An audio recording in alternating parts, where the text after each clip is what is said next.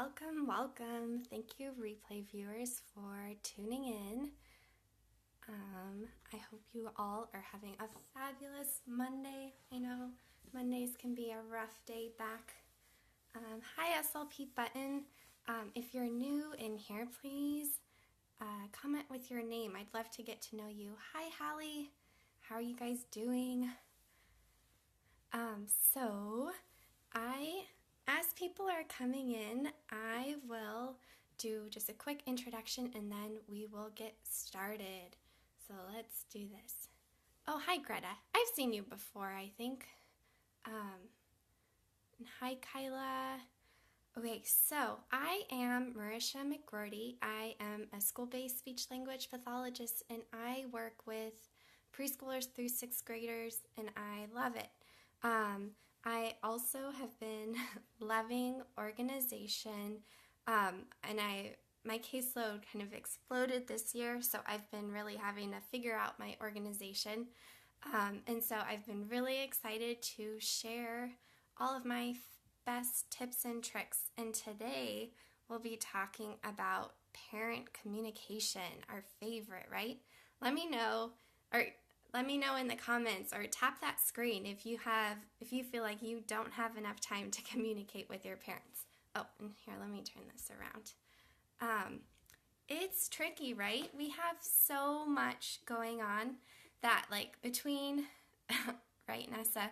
So between giving services, between writing IEPs, doing all our documentation, collaborating with teachers. Oh, that's tricky too, Hallie. I haven't had much with that, but good point. I'd love to, if you want to comment with what you do with those parents, I'd be curious to hear. But yeah, it's so much, but it's so important because parents we do have to prioritize. But so it seems like a lot of people are in that situation. But it's so important, and I feel like our parents can be, like, they're good rallying other people. But I think it can really make or break a student's progress if parents are involved or not. So sometimes we do have to pick our battles, but hopefully I'll be able to give you a couple tips today that might make that a little bit easier. So here, let's do this. Oh, and I wrote a blog post about this today. And so it's up on my website, www.roadtospeech.com. And I also have a freebie just for you guys, and I'll explain what that is. But check out the blog, and then you can get that free goodie. So I'm excited. But my first tip, and that's part of the freebie, is make a list. So I don't have time because I like to make phone calls when I have a couple minutes, but logging into the system, looking up the student, and then getting all that information, that wastes like 2 or 3 minutes right there. So I made a list at the beginning of the school year, and I found the main contact number, and I put all of my students and all those numbers on a list, and it saves so much time to have that right by my desk. And that way, if I have just a couple minutes in between a session, I can grab my list, find the number, and just go. Yes, lists are my saving grace. I have a lot of lists, but they're awesome. So I have a list, or I have one of the freebies is just a cute list on my blog. And then the other piece is to start communicating early. Just like if you're trying to set up a meeting or like IEP or get consent for evaluation, start early because then I know that if I'm close to meeting the deadline, I get a little bit stressed out, and that makes it a little bit harder to communicate, and it also makes the communication maybe not as effective. So on my Google Calendar, I'll review a chunk of evaluations or IEPs at a time, and I'll put on my calendar, I'll set a due date for myself. Okay, start contacting this parent by this date. And it also helps me spread it out a little bit so I'm not having to do a ton of phone calls all in 1 week. It's kind of all spread out, and it helps make it a little less stressful and I think a little more effective.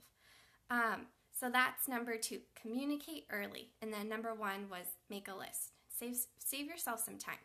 And then for number 3, and this can be tricky when we have a lot of kids on our caseloads, but communicate regularly. So you might not be wanting to make phone calls all the time. That might not be possible with your schedule, but make a plan. Decide on something that you want to do, like something that you would think is reasonable. So for my preschoolers, I send home a quick little newsletter, and I prepped the newsletter ahead, like at the beginning of the year. So every 2 weeks, I just send something home with ideas for things that they can do, and that has been really helpful, and the parents love it. And it's not a lot of work on my part because I just give it to the preschool teacher and she sends it home. So it's really easy, and it gives them ideas and things to be doing at home, and it keeps them kind of up to date on what kinds of themes and things we're working on. So that's been helpful. But a newsletter might not work for all populations. Like I have a harder time getting that to work with my K through 6 students. Still trying to figure that out. So if you have awesome ideas for that, let me know. But if I send home homework, because getting homework done is a little tricky, so this is a twofer. But I love to write like a compliment on the student's homework and just say something that they've been doing well, and I'll point it out to the student, and they get all excited, and they're like, oh yeah. And then, of course, they're going to go home and show their parents, right? So at the same time, you're increasing the likelihood that they'll do their homework, right? And you're communicating with a parent, letting them know how their student is doing. And if you're kind of establishing that relationship, they might be more likely to reach out, or it might kind of prevent some problems from coming up because you'll have that positive communication. And it took maybe like 30 seconds to write that note. So that's really easy. And then for some of my other students, these are in my store. I made these little like sticker templates, and I print them out on 8.5 by 11 labels. And so I use, and this is a little bit more, it's a couple of steps, but I feel like it saves me time in the long run, so I like it. But I have this little hole punch, and if I worked on this in speech, or it has different compliments, like brag tag stickers, kinds of things.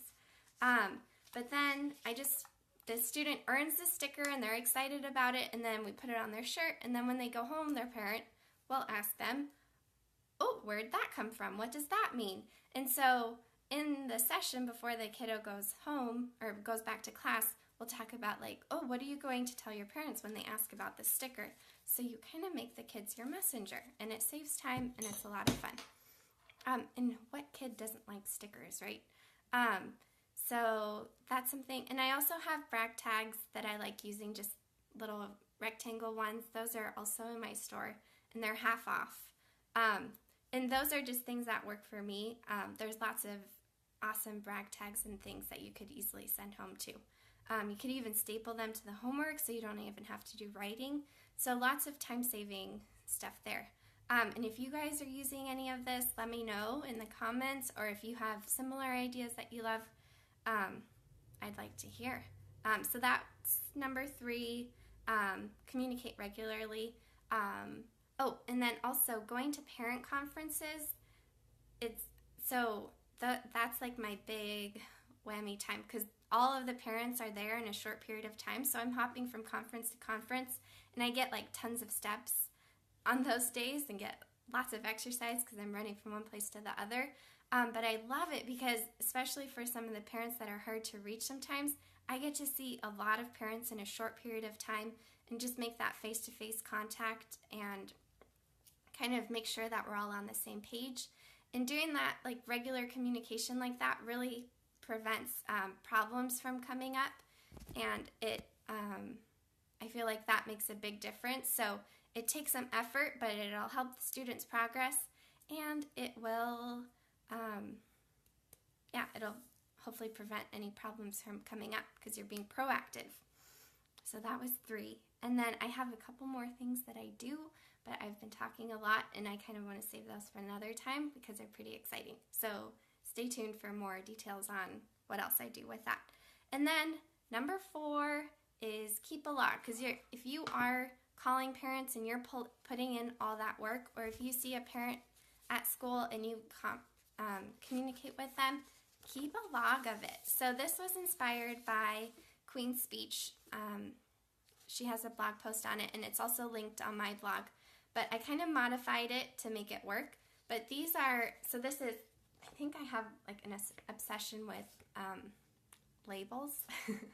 But so, because they have them for so cheap on Amazon. So these are 2x4 labels. The other labels that I showed you the stickers of, they are, and it, documentation is key. But so the stickers were just on 8.5x11 mailing labels, and then these are 2x4, and you can get like 100 pack on Amazon for $10 or something. So it's really cheap. It's not an expensive way to keep track, and it saves so much time. So I keep this by my phone, and it has like the student name, who I contacted, how I contacted them, and then I have room for notes. And then, so every time I communicate with a parent, I write it on here, and all the students can go on the same page, and it doesn't matter, because when I'm done, I just peel it off, and then I put it on whenever I have time to catch up. I have these contact logs just for each individual student, and it makes it so much easier. It's just, then I have this to stay in the student's file, but it's really time efficient too. Because I don't know about you guys, but flipping through working files while I was talking to a parent wasn't working so well. So I knew I had to come up with something else. So those are my 4 tips. So first one was make a list. Get that communication information in an easily accessible place, so you don't have to look for it, and make that communication easy. Number 2 is communicate early. Don't make it stressful. Just give yourself plenty of time. Schedule it on your calendar, and so you can be proactive and prevent any yucky stuff from happening. And then 3 is communicate regularly and get creative. Yes. So you could even get just like a little folder too, and just slip it by your phone, and have all of the information that you need for your communication just in one place. Make it easy for yourself. Save yourself some time. Like, work smarter, not harder. That's what I am all about, and I love it. So 3 was communicate regularly, and 4, keep a log and make it easier for yourself too. Just keep it simple. Get the information that you need. And those are the things that I've found really helpful. Let me know if you have other ideas, or if you have any questions. Then I will flip it around and show you guys. So, oopsies.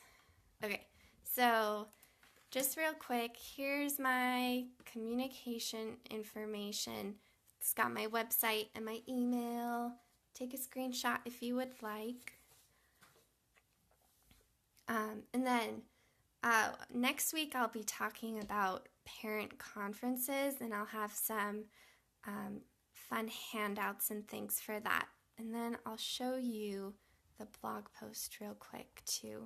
So this is my website, and so it looks a little bit different. But if you click on here, you can get yourself a nice little freebie.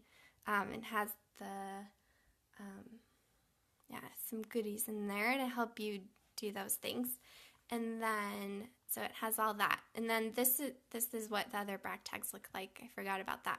But yeah, so check it out. Download that freebie, get yourself something cute to make this a little bit more fun. Feel free to contact me. I'll put this up again if you have any questions. And I'm loving Periscope, and I'm so glad that you guys got to come in today. Thank you, Nessa. And I hope you guys are having a great Monday. And good luck with that parent communication.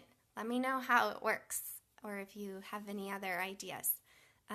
So have a great night, and thank you for tuning in.